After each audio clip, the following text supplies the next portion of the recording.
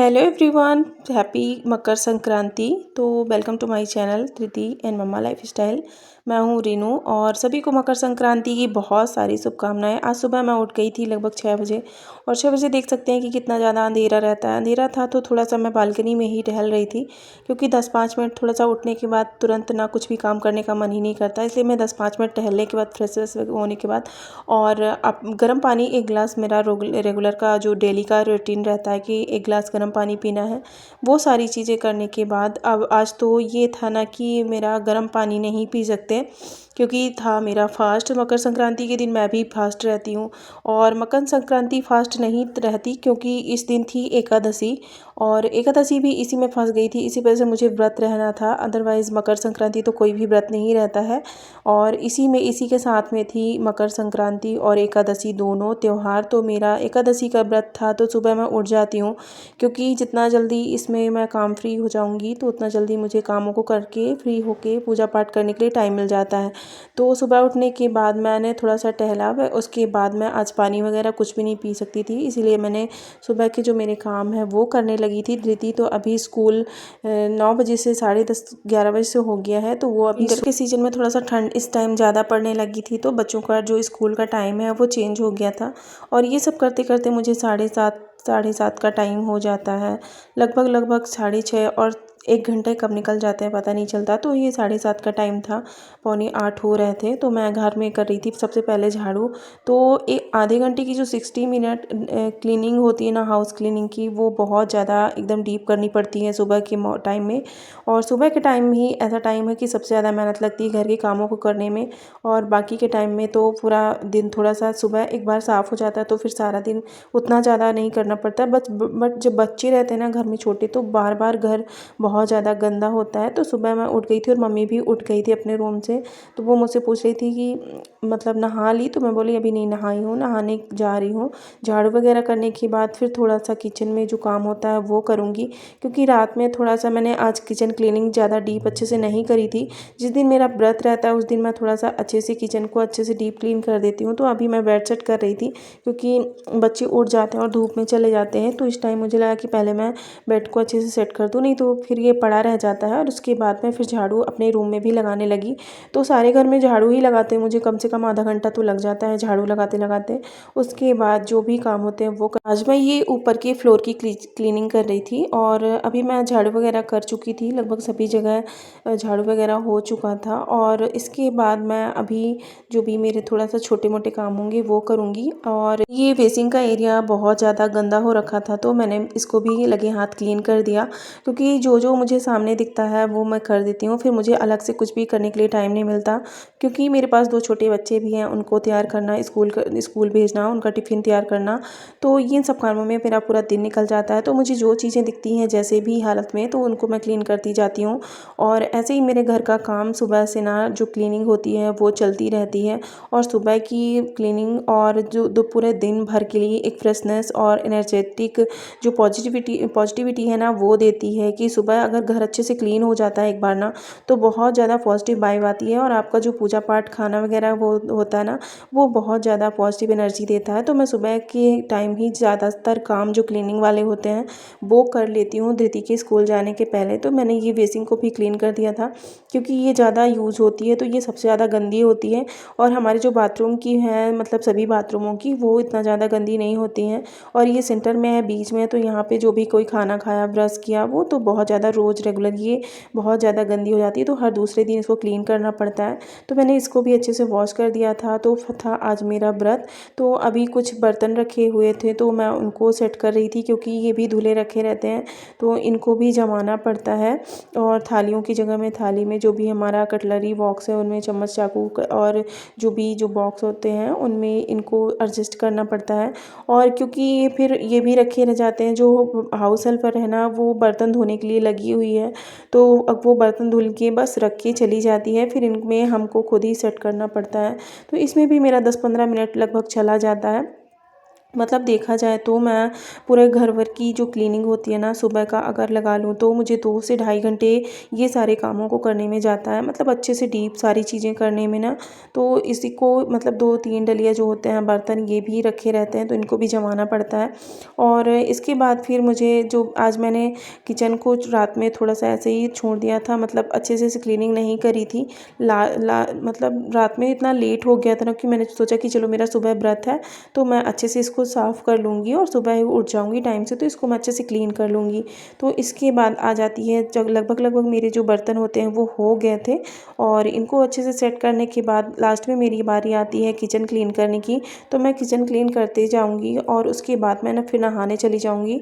और दीदी को भी मैंने लंच वगैरह बना दिया था, तो वो भी स्कूल के लिए तैयार हो गई थी और वो स्कूल जाने वाली थी, क्योंकि आज था लोरी, तो उसको भी मुझे उसके गेटअप में तैयार करना था। जब भी कुछ ऐसा फंक्शन होता है ना, तो स्कूल वालों की अलग कुछ ना कुछ इनकी डिमांड होती है, तो उसको भी मुझे उसके गेटअप में भेजना था।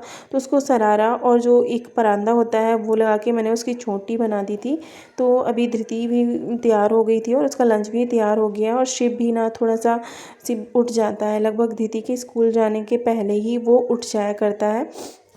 तो देख सकते हैं कि बच्चों का जो इसको आंगन एक रखी रहूँ गेटअप होता आंगन। है ना स्कूल का, ये दीदी का नॉर्मल सा मैंने परांदा लगा दिया था और इसको नॉर्मल सा शरारा पहना दिया, तो वो भी स्कूल चली गई थी। फिर मैंने किचन को अच्छे से क्लीन किया, क्योंकि किचन इतना ज़्यादा मतलब ब्रेकफास्ट बनाने के बाद और कुछ भी थोड़ा सा भी बना दो तो बहुत ज़्यादा गंदा हो जाता है। तो और व्रत में रहने के बाद मैं सोचती हूँ कि किचन मेरा जब भी मैं नहा वहा के जाऊँ नहाने, तो थोड़ा सा अच्छे से क्लीन करके जाऊँ। तो मैंने इसको अच्छे से जो भी बर्नल वगैरह होते हैं उनको अच्छे से धुल दिया था। और रात में ऐसा होता है ना कि एक बार मैंने किचन क्लीन कर दिया था, फिर दोबारा फिर से सुबह अगर मॉर्निंग में ब्रेकफास्ट कुछ भी अच्छे से बनता है ना, तो फिर उसी तरह फिर से थोड़ा सा गंदा हो जाता है। तो इसी वजह से मैंने आज बहुत अच्छे से इसको डीप क्लीन कर दिया था, अच्छे से बर्नल वगैरह को वॉश कर दिया था शैम्पू वगैरह लगा के, क्योंकि इतना ज़्यादा ये गंदा हो जाता है। और जब भी मैं व्रत रहती हूँ तो मुझे लगता है कि एकदम अच्छे से साफ़ सुथरा सारी चीज़ें रहें।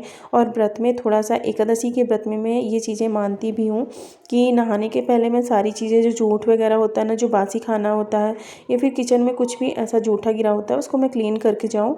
और जब भी मैं व्रत चाय बनाना है या फिर मुझे नहा के फिर कुछ भी करना है, तो थोड़ा सा साफ़ सुथरा रहे। वैसे तो मैं एकादशी के व्रत में ज़्यादा कुछ खाती नहीं, बट ये है कि नहाने के बाद मैं चाय वगैरह ज़रूर पीती हूँ, तो एकदम अच्छे से क्लीन रहेगा उस तो अच्छा रहता है और साफ़ सुथरा भी रहता है। तो इसके बाद तो अभी खाना बाद में ही बनने वाला था, इसीलिए मैंने इसको अच्छे से क्लीन कर दिया था कि चलो अच्छे से क्लीन कर देती हूँ।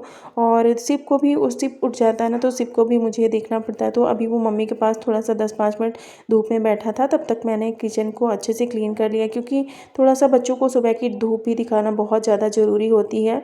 और जब भी धृति स्कूल जाती है तो उसके पहले तो ये उठ सारी जाता चीज़ें करने के बाद मैं आ गई थी पूजा करने। तो लगभग ये 9 साढ़े 9 मतलब 10-11 का टाइम हो गया था।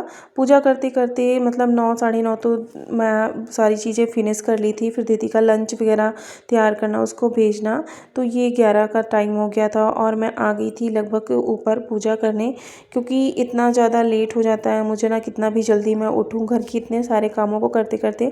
तो शिव भी मेरे साथ में ही आ जाता है पूजा करने, और ये रोज़ रेगुलर सूर्य भगवान को जल चढ़ाता है। जैसे मुझे देखता है वैसे ये भी करता है। तो ये भी अभी नहाया नहीं था, सुबह सुबह मैं इसको नहीं नहलाती। अभी मैं थोड़ा सा कुछ जो भी मेरे काम होंगे वो करने के बाद फिर मैं दोपहर में इसको ले जाऊँगी, तो धूप में नहलाऊँगी। इसके बाद मैंने सूर्य भगवान को जल वगैरह देने के बाद मैं आ गई थी अंदर मंदिर की पूजा करने, जो कि हमारे भोलेनाथ बैठे हुए हैं। और कई बार मैंने वीडियोज़ में आपको दिखाया है कि यहाँ पे मेरे शंकर भगवान और माता रानी शंकर पार्वती का पूरा परिवार और जो हमारे गुरु जी हैं वो एक साइड, और एक साइड में हमारे कॉर्नर में जो भी छोटे मोटे भगवान हैं, मतलब सारे देवी देवता, वो एक अलग अलमारी में हमने रख रखे हैं। बाकी साइड में ये शंकर भगवान रहते हैं। तो इनकी मैं रेगुलर पूजा करने आती हूँ। जब कभी ऐसा होता है रेयर में कि मैं पूजा करने नहीं आ पाती, तो फिर मम्मी आती है। और ऐसा है ना कि पूजा ज़रूर हमारे घर में सभी कोई करते हैं। तो मैं अपनी पूजा कर चुकी थी, और आज मैंने पहनी थी येलो कलर की साड़ी, क्योंकि था मेरा फास्ट।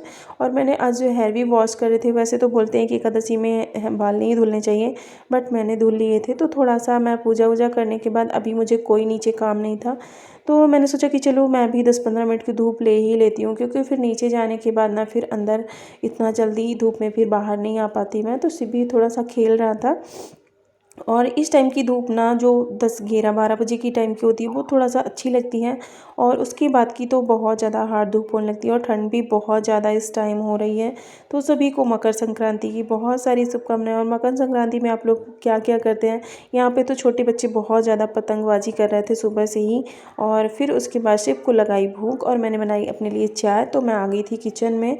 तो एक साइड मैंने पानी गर्म करने रख दिया था, क्योंकि शिव को मैं हमेशा जब तक ठंडी पड़ती है ना तब तक मैं इसको गुनगुना पानी ही पिलाती हूँ, क्योंकि इनको बार बार कोल्ड कफ मतलब खांसी की प्रॉब्लम हो जाती है ना। तो इसी वजह से मैं इनको कंटिन्यू जब तक ठंड पड़ेगी तब तक मैं दोनों बच्चों को गर्म पानी ही पिलाती हूँ, थोड़ा सा गुनगुना।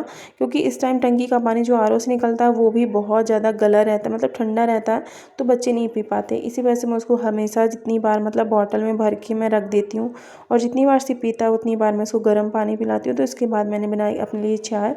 और चाय वाय पीने के बाद फिर मेरी बारी आ जाती है खाना बनाने की। तो मैं अभी खाने वगैरह की तैयारी करूँगी, आधा 10-5 मिनट देखती हूँ क्या बनाना है। उसके बाद देख सकते हैं कि मैंने ये आज काफ़ी टाइम के बाद, वैसे तो मैं रेगुलर साड़ी नहीं पहन पाती बट काफ़ी टाइम के बाद पहनती हूँ तो मुझे बहुत अच्छा लगता है। फिर इसके बाद मैं आ गई खाना वगैरह बनाने, दोपहर का जो भी होता है। तो सभी के लिए खाना वगैरह बनाया और इतने में आ जाती है धृति, क्योंकि धृति का भी आने का टाइम हो जाता है। और वो स्कूल से वापस आ चुकी थी, तो काफ़ी ज़्यादा खुश थी अपनी चोटी को लेके। और इसको चोटी निकालने का मन ही नहीं कर रहा था कि लगभग मैं पूरा दिन इसको लगा के घूमूं।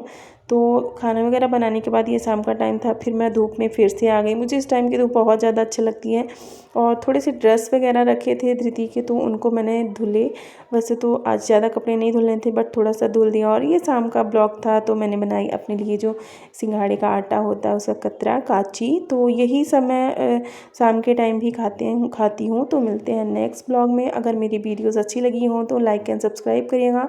और आप लोग कैसे एकादशी का व्रत करते हैं तो ये कमेंट करके ज़रूर बताइएगा। और मिलते हैं नेक्स्ट ब्लॉग में, तब तक के लिए बाय बाय। श्री शिवाय नमस्तुभ्यम, हर हर महादेव।